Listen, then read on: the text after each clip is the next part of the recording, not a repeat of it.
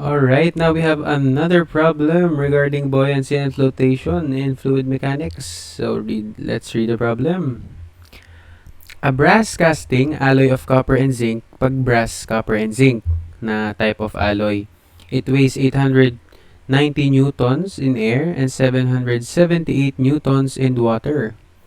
If the specific gravity of copper is 8.8 and that of zinc is 7, how many newtons of zinc does the cast contain? So we're asked to find the weight of zinc. So let's just say W sub Z for the weight in zinc. So what's our first or initial step? Given tayo ng weight ng air, weight ng brass sa air, tsaka weight niya sa H2O. So from that, we can find the buoyant force. The buoyant force is simply equal to the weight in air minus the weight in H2O. And by pressing that, first let's input yung mga values natin. Yung weight niya sa air ay 890 newtons minus 778 newtons. And pressing that into your calculator. Pindot-pindot. Pag pinindot, lalabas na value ay 112 newtons. So that is the buoyant force required para ma-maintain yung equilibrium sa pag nakalutang siya sa tubig.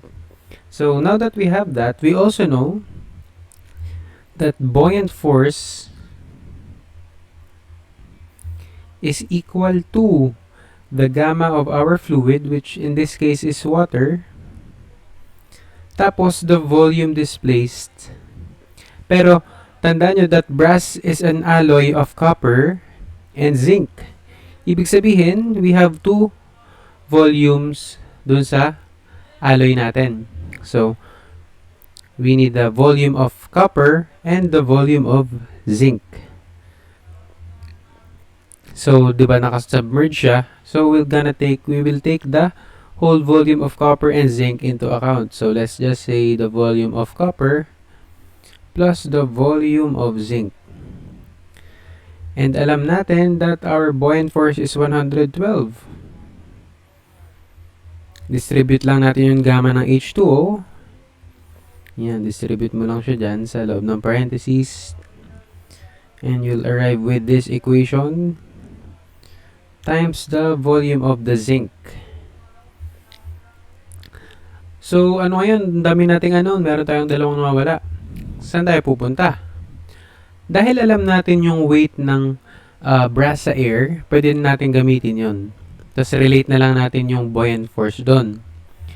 Diba? Ang weight niya sa air ay equal sa sa gamma ng brass. Pero i-dissect natin to into the gamma of copper, tapos gamma ng zinc, kasi mixture lang naman siya ng dalawa. So gamma ng copper times volume ng copper plus volume gamma ng zinc times volume ng zinc. Alam natin to, di ba? Yung weight ng air is 890 newtons.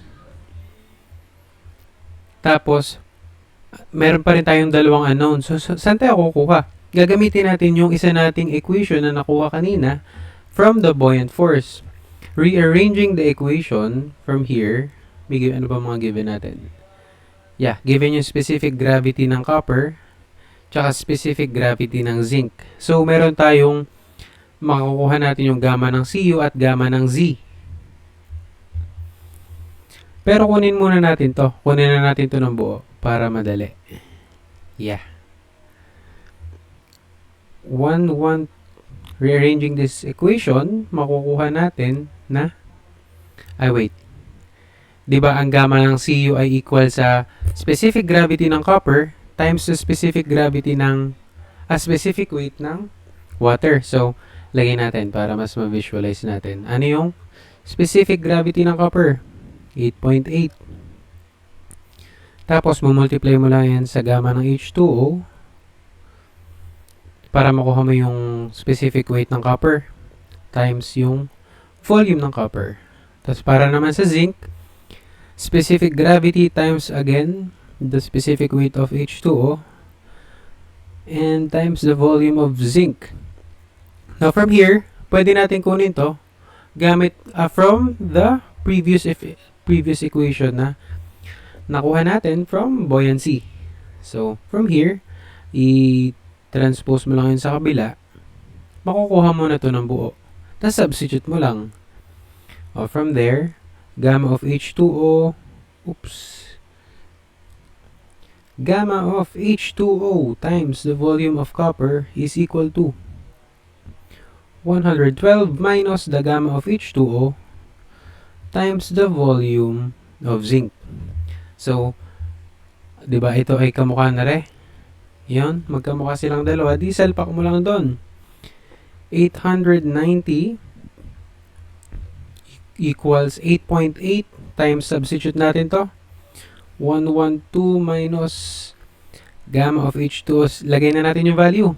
Ano ang gamma ng H2O? That is, gawin nating 9810 na para naka-newtons. Kasi ito kasi naka-newtons. So, kailangan consistent yung units natin. So, 9810 times volume ng copper plus 7 times 9810 gamma ng water times VZ. Oops, dito ito pala ay VZ. Kasi ito VZ to. Yeah. Times VZ. Ayan. So, ano meron tayo? We have a linear equation with one unknown. Huwag mo nang pahirapan ang sarili mo. Pwede mo nang i-shift solve. Type mo lang yan sa calculator mo. 890 equals 8.8. Quantity 112 minus 9810 times VZ plus 7 times 9810 times VZ. Tapos, makukuha mo na yung value ng VZ or the volume of zinc, which is equivalent to, let's use 4 decimal places, 0.005414 cubic meters. Paano naman kung alam mo na yun, yung volume ng volume ng zinc? Ano bang pinapahanap sa problem? We are asked to find the weight of zinc. And we know that weight is simply gamma times the volume. So, may volume ka na. Alam mo naman yung gamma dahil may given na specific gravity. So, it's a matter of substitution na lang sa formula. The weight of zinc is equal to the gamma of zinc times the volume of zinc. Gamma ng zinc is multiply mo lang yung specific gravity na 7. 7 times 9810. This is in newtons per cubic meter. Multiplied by yung nakuha nating volume. 0.005414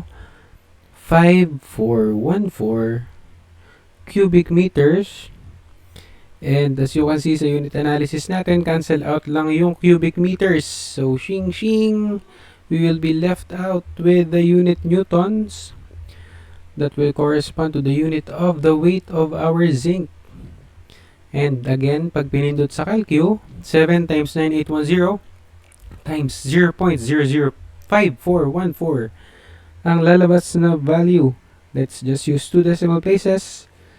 371.78. 371.78 newtons. So, ayan, medyo simple lang yung problem na to. Hinanap lang yung weight ng zinc. As long as alam mo yung formula ng weight and buoyancy, shoot na to. And that is all for this problem.